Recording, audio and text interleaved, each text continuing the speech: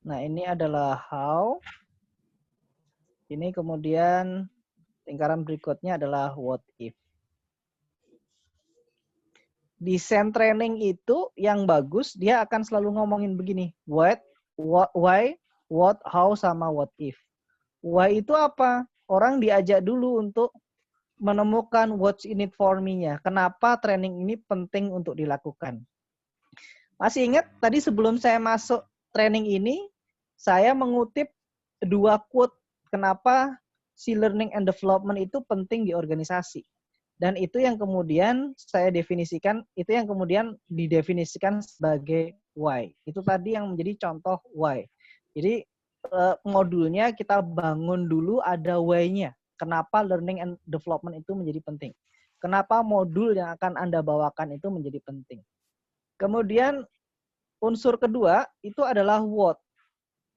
Apa sih yang dimaksud dengan learning and development? Oh, saya ketinggalan tadi ini ya. Learning and development itu ada 2 kata, learning and development. Learning itu biasanya berhubungan dengan skill, dengan keahlian, dengan knowledge. Development itu hubungannya dengan maturity, dengan mental. Sehingga kalau kita ngomongin hasil assessment, kan teman-teman pernah ngebaca begini ya, orangnya kompeten, tapi siap 2 tahun lagi. Nah, siap 2 tahun lagi itu urusannya bukan urusan teknik, bukan urusan teknis, bukan urusan knowledge, tapi urusannya adalah orang itu secara mental sudah siap belum sih? Nah, itu yang kemudian disebut sebagai development. Kita ngebantu menyiapkan mental seseorang. Atau bahasa lainnya begini, kan ada orang-orang usia 17 tahun yang dia sudah siap nikah gitu. Secara mental dia siap nikah. Dia teknisnya bisa jadi nggak tahu, maka butuh learning di situ. Tapi kalau mentalnya siap, maka kalau dia mentalnya siap, kemudian teknis nikahnya nggak siap, maka butuh learning di situ. Namun ada juga orang yang sudah tahu caranya nikah gimana, caranya membangun rumah tangga seperti apa, tapi mentalnya nggak siap, maka di situ butuh peran development-nya di situ. Sehingga ini nggak bisa dipisahkan, learning and development. Nah, habis itu kita ngomongin how. Gimana sih caranya? Nah, ini yang kemudian caranya untuk kalau ngomongin learning and development, caranya adalah dengan cara mengaplikasikan EDDA. Kemudian kita tutup dengan what if. What if itu kalau teori tadi, apa yang kita pelajari nggak dipraktekkan, dampaknya apa sih terhadap kita? Gitu. Jadi ditutup dengan sesuatu yang membuat orang teringat dan membuat orang terdorong untuk melakukan sesuatu. Oke, sampai di sini. Ada diskusi teman-teman? Silahkan. Oke, silahkan teman-teman. Ada yang ditanyakan? Bisa Wah, chat atau kalau langsung saya terap. Ini kelas ini 1 minggu loh ini. Semoga sekarang hanya 1 jam ya, hanya 1 jam. Silakan, waktunya terbatas ya teman-temannya. Kita sampai jam 5 ya. Coach, boleh nanya Coach? Silakan. Dari siapa? Ada perusahaan apa? Dari Pak Ubay. Bos Ubay. Silakan. Ini pertanyaan coaching ini harus kita dengarkan dengan sesama ini. Enggak, Coach. Silakan ya. Coach Ubay. Gini, tadi saya sempat masuk agak telat nih dapat informasinya ya. Jadi terima kasih tadi dapat info di grup sebelah ya dari Pak Bar kalau nggak salah tadi. Ya, Pak. Gini Coach, tadi kan saya sempat dengar bicara kompetensi ya Coach ya, kompetensi. Kan ada level kedalaman 1, 2, 3, 4, 5 gitu ya. Itu bisa kita samakan pada saat kita buat sebuah program training, itu bisa samakan dengan konsepnya Bloom Taxonomy ya? Iya, Bloom Taxonomy. Bisa ya? Bisa. Karena kan setiap bagian itu kan misal level staff gitu ya. Level staff itu contoh misalnya untuk inovasi misalnya. atau dorongan berprestasi. Itu kan biasanya kan kompetensinya mungkin mereka cuma 3 gitu ya. Nah, untuk yang level di atasnya mungkin butuhnya 4. Nah, kadang-kadang kan di satu perusahaan itu kan setiap posisi itu kan ada kurang lebih mungkin bisa ada yang 9, ada yang 10 kompetensi gitu ya, Coach ya. Nah, maksud saya pada saat kita buat sebuah program untuk training nih, berarti kan apakah kita harus bikin roadmap dasarnya dulu gitu ya sebelum kita temukan gap, atau memang kita temukan gap dulu dari hasil assessment baru kita buatin program untuk gap itu, Coach. Oke. Tuh kan pertanyaannya berat kan? Aduh, dan sebenarnya Coach Ubay ini tahu jawabannya nih. Enggak, Coach. Nah, karena yang nanya Coach, saya jawabnya agak berat deh, biar berpikir juga. Jadi kalau ngomongin si learning development maturity ya, itu kan ada 3 level tuh, Coach Ubay. Incidental training, training and development excellence, talent and performance improvement, sama organization capability. Nah, pendekatannya jadi ada 2 nih, Coach. Jadi kalau kita ketemu TNA-nya dulu, kemudian kita baru bikinkan modul yang sesuai dengan si kompetensinya tadi. Itu yang kemudian disebut sebagai incidental training.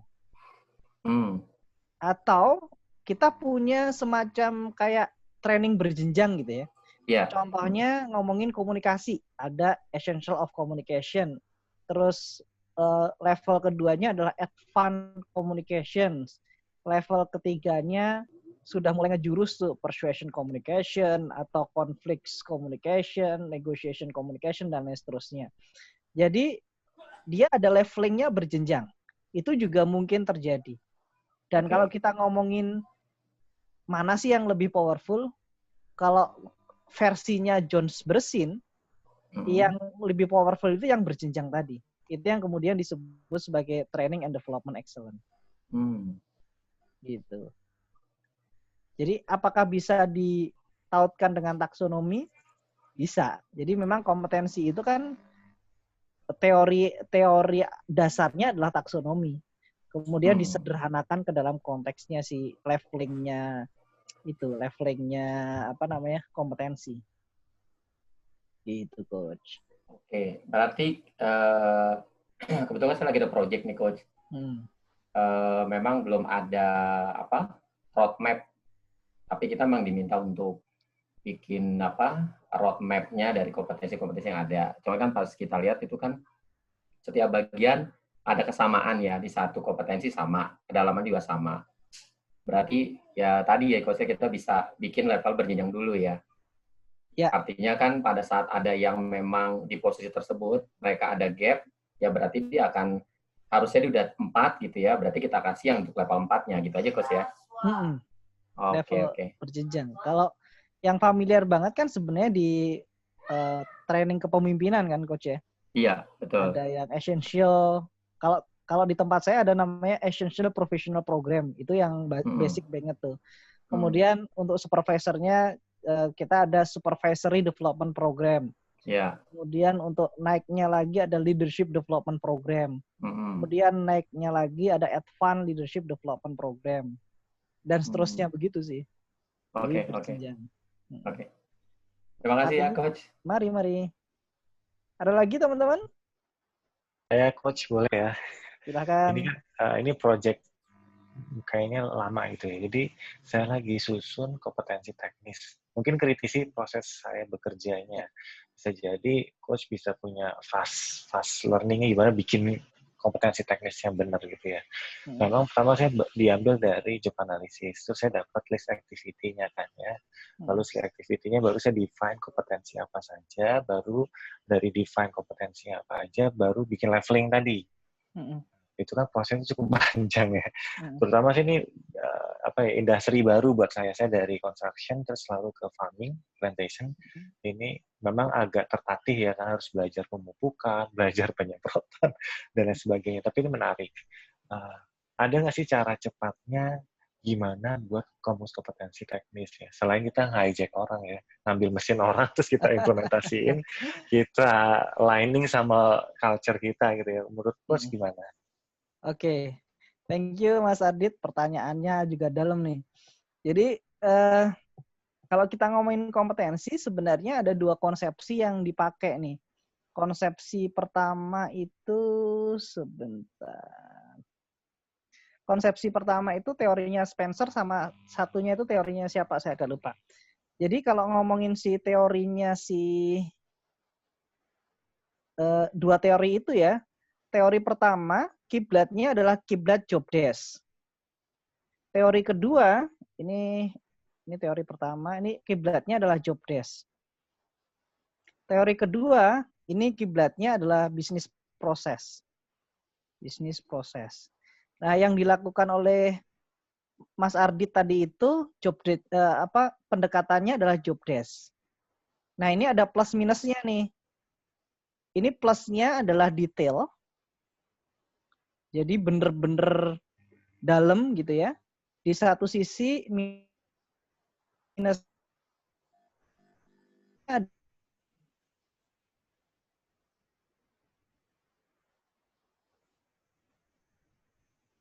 kerjanya nggak detail, tapi proses kerjanya cenderung cepat. Untuk beberapa organisasi, mereka lebih senang pakai ini, bisnis proses. Dan to be honest, saya juga menggunakan bisnis proses. Prosesnya seperti apa sih? Prosesnya kurang lebih begini. Jadi yang kita lihatin adalah departemen. Ini departemen. Kalau tadi yang dilakukan Mas Ardit kan ini job desk, artinya posisi. Ya kan? Nah, kalau kita ngeliatin departemen nih, kita ngomongin aja HR. Bisnis prosesnya HR itu dari hire to retire apa sih?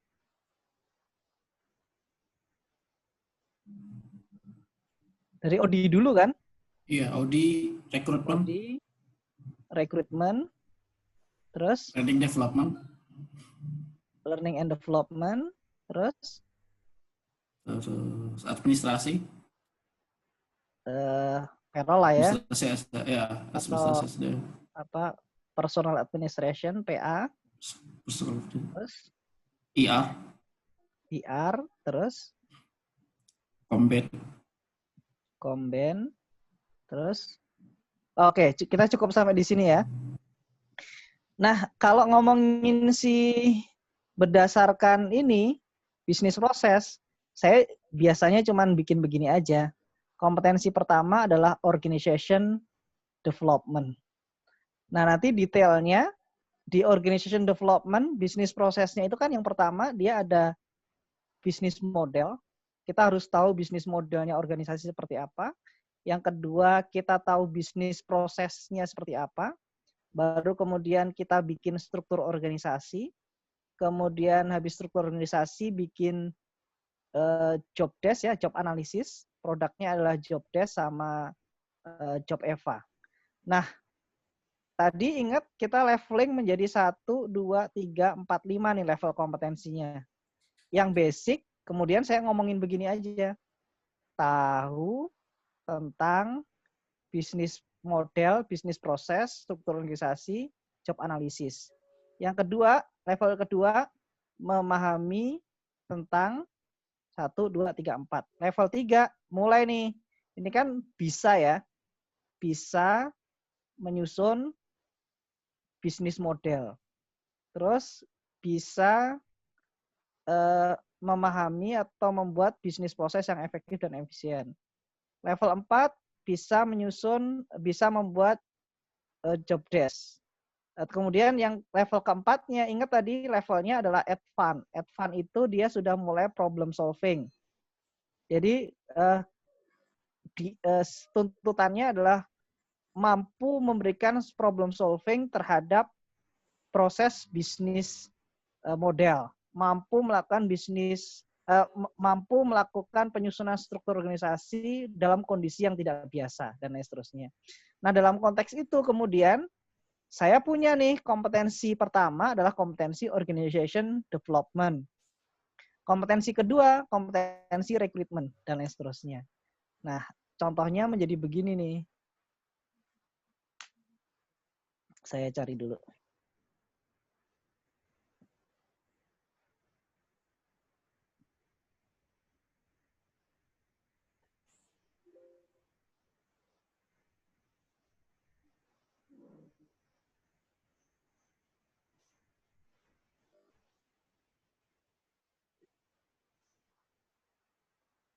Nah, jadinya kayak gini nih Mas Adit. Training management. Ini kan berdasarkan bisnis prosesnya HR kan. Performance operational management. Organization performance management. Organization development, recruitment management, personal administration. Nah, kemudian baru nih dipetain. Si people development tadi itu butuhnya apa saja. Si orang orang talent management itu butuhnya apa saja. Biasanya nggak akan jauh lari dari bisnis prosesnya dia. Ini enaknya itu satu kompetensi ini itu langsung bisa dipakai untuk beberapa posisi. Kalau Mas Adit desain berdasarkan posisi, nanti kan akan muncul banyak banget kompetensi tuh. Bener nggak? Iya benar. Malah ribet sendiri ini Ribet. ngerti ini apaan ya. Jadi ngandai-ngandai, apalagi bukan agronomi, bukan ilmu saya kan gitu. Jadi Iya. kadang harus pakai subject matter expertnya, saya panggil kayak gitu. Ini apa sih maksudnya? Ini mau ngapain sih indeks pupuk tuh gimana sih? Nggak ngerti kan gitu. Kayak gitu sih. Jadi mending sih desainnya berdasarkan bisnis prosesnya mereka. Jadi kalau kayak HR tadi kan muncul recruitment management, organization development management, udah selesai. Tapi nanti di behavior indicator-nya yang kita detailin. Untuk fulfill kompetensinya gimana, Coach? Misalkan untuk menyusun materi, misalnya berarti targetnya level 1, berarti kita cuma ngasih training, intinya definisi aja, deskriptif aja gitu ya. Mungkin kayak gitu ya. Terus level 2 baru mungkin studi kasus, dia udah bisa menyelesaikan studi kasus, kayak gitu. Ya. Atau gimana? Jadi kalau level 1 itu nanti metodenya, kalau kita ngomongin metode trainingnya, itu paling searah, karena fokusnya adalah memberitahu. Fokusnya, objektifnya adalah orang tahu. Kalau level 2, seperti yang tadi Mas Indra sampaikan, fokusnya adalah understanding. Jadi dikasih studi kasus, dia paham nggak? Terus level 3, metodenya nanti lebih banyak pada praktek. Karena tuntutannya adalah orang bisa mempraktekkan. Level 4, ini sudah problem solving nih. Jadi kasus-kasus yang diberikan adalah kasus-kasus yang tidak biasa.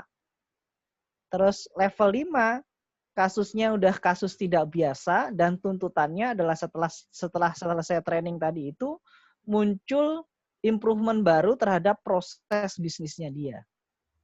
Nah, kalau ditarik dalam taksonomi Bloom nih, Coach Ubay, level 1 kan taksonomi Bloom si remembering ya. Iya. Nah, ini kan sama nih. Ini level 1 remembering, level 2 understanding. Iya. Level 4 practice. Level 5 analisis ya kalau nggak salah, saya agak lupa.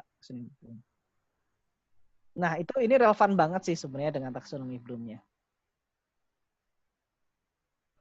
Gitu. Oke, Coach. Luar biasa. Terima kasih. Coach, tadi kan kalau dia dibuatnya berdasarkan job desk, berarti nanti jadi itu ya, kalau tadi berdasarkan bisnis proses kan bisa sama ya masing-masing bagian ya, Coach ya, untuk kompetensinya. Kalau berdasarkan job desk, berarti kita desain program trainingnya tuh belum tentu sama dong ya? Apa bisa dicari kesamaan? Bisa dicari kesamaan sih. Selama definisi kompetensinya sama ya. Oh gitu aja ya. Oke. Gitu. Kalau mau nih saya tawarin teman-teman, kita belajarnya berdasarkan fase per fase gitu. Bagaimana cara ngelakuin TNA dari awal dulu ya, bagaimana menyusun kompetensinya, habis itu selesai nih kita bagaimana ngebangun TNA, terus kemudian bagaimana ngedesain learning programnya, habis itu bagaimana mengimplementasikan, bagaimana mengevaluasi. Jadi satu struktur yang padat gitu. Nah itu baru cakep tuh. Gitu. Kalau perkenalan setidaknya begitu sih. Jadi teman-teman setidaknya paham bahwasanya kalau ngomongin apapun di HR itu pasti ada polanya. Kalau polanya OD itu kan itu ya. Kita paham bisnis model, bisnis proses, struktur organisasi, kemudian job analysis.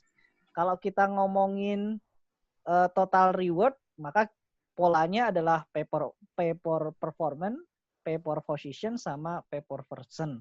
Kalau kita ngomongin recruitment and selection, maka polanya ada dua. Recruitment, bagaimana mendapatkan sebanyak mungkin kandidat, kemudian selection, bagaimana memproses orang itu sesuai dengan right man in the right place. Kalau kita ngomongin learning and development, maka polanya adalah EDDA, training need analysis, design and develop, implementations, sama evaluation. Gitu. Pasti ada polanya aja gitu. Dan polanya learning and development itu. Gitu. Saya rasa cukup ya. Saya Cukup. Mas Baru Oke. Luar biasa. Terima kasih Coach Adi. Luar biasa. Satu jam ya. Sebenarnya sesi materi ini teman-teman bisa 1 minggu ya. Tapi karena waktunya terbatas juga kita pengenalan ya esensial untuk basic sekali. Jadi saya rasa cukup. Sekarang udah jam 5 ini. 9 menit lagi Coach. Ada satu pertanyaan lagi silakan. Satu lagi deh. Satu lagi. Sebelum kita tutup untuk sesi kali ini. Nanti bisa jadi masuk juga atau yang dari Coach Adi itu mungkin kita bikin terstruktur juga mulai dari desain kompetensinya, kemudian TNA-nya ya Coach ya sampai evaluasi ya. Nah, itu jadi satu pemahaman yang terstruktur kan.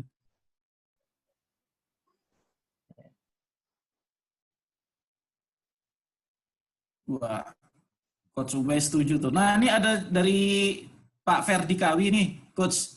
Izin bertanya, Coach, apa yang membedakan antara trainer, motivator, coach, mentor, dan fasilitator? Oke. Wah, dalam nih. Jadi kalau trainer, dia ngajarin skill. Kalau si motivator, dia nggak ngajarin skill. Jadi yang didorong adalah motivasinya. Kalau trainer, dia nggak mendorong motivasi. Jadi saya butuh belajar apa, kemudian skill apa yang saya mau pelajarin, maka skill itu yang dikembangkan. So kalau teman-teman keluar dari kelas yang dibawain trainer, maka setelah keluar teman-teman bisa. Kalau setelah keluar dari kelasnya motivator, teman-teman termotivasi. Bisa enggak? Kalau teman-teman diminta untuk melakukan bisa sesuatu setelah kelasnya motivator, enggak akan bisa. Karena kelasnya adalah memotivasi. Kalau ngomongin coach, maka tujuannya adalah memprovokasi. Jadi setelah teman-teman ketemu sama coach, itu yang awalnya bingung, ketemu dengan solusi. Apakah kemudian teman-teman bisa melakukan sesuatu? Belum tentu. Karena fokusnya adalah dia problem solving terhadap problem yang teman-teman bawa. Jadi caranya nanti yang teman-teman butuh untuk belajar caranya, untuk menemukan caranya. Bisa jadi teman-teman butuh skill baru, maka habis coaching kemudian perlu ketemu dengan trainer. Atau bisa jadi solusinya adalah teman-teman nggak semangat, jadi perlu ketemu dengan motivator. Bisa jadi seperti itu. Kemudian kalau mentor, dia setelah keluar dari sesi mentoring, maka teman-teman terinspirasi. Jadi punya cara praktis seperti yang diajarkan oleh mentornya. Kalau ngomongin fasilitator itu tujuannya adalah menemukan goal kelompok. Jadi kalau coach itu goalnya adalah individu, kalau fasilitator tadi itu goalnya adalah goal kelompok. Kesepakatan kelompok. Oke, terima kasih Coach. Sama. Oke, satu lagi. Boleh, teman-teman? Silakan.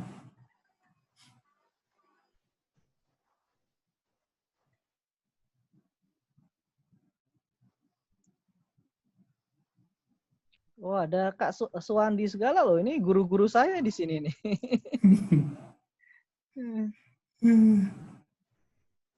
Kak Suwandi, Kak Ubay. Cek lagi Oke, Kak Suwandi ada yang mau disampaikan Kak Suwandi?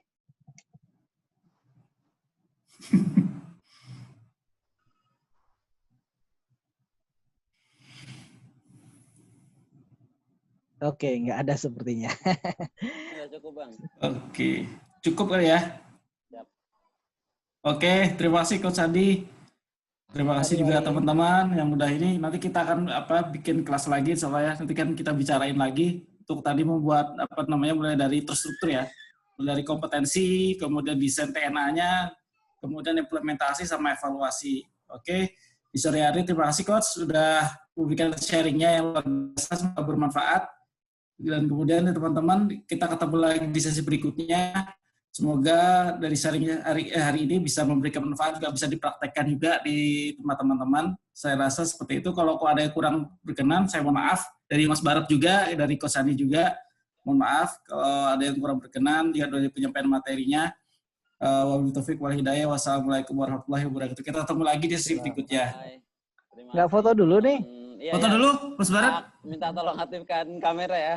Lupanya tadi Bang Indra. Aktifkan kamera, teman-teman. Kita biasa selfie. Dokumentasi zaman now. Dokumentasi zaman now cukup screenshot. Oke, bisa aktifkan kameranya. Kita ada kata dia. Kita abadikan momen sore ini. Saya jadi 2.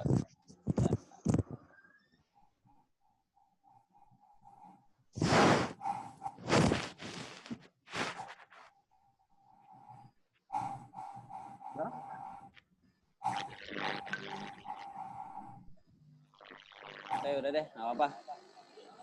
Yuk, cheese. Cheese dulu. Makasih ya semuanya. Makasih Coach Sandi. Sampai ketemu lagi insya Allah ya. Bang Indra, thank you Bang. Terima kasih Coach Sandi. Kang Edwin juga. Kang Indra. Sama-sama. Pak Wandi. Mas Aditya. Pak Bedillah, Pak Mioto, Mas Gandia, Pak Ersus, Mas Fakih, semuanya, Pak Yohan, Mbak Safana, thank you semuanya. Sampai ketemu di sesi selanjutnya. Yuk, thank you. Bye. Sehat-sehat semua ya. Thank you.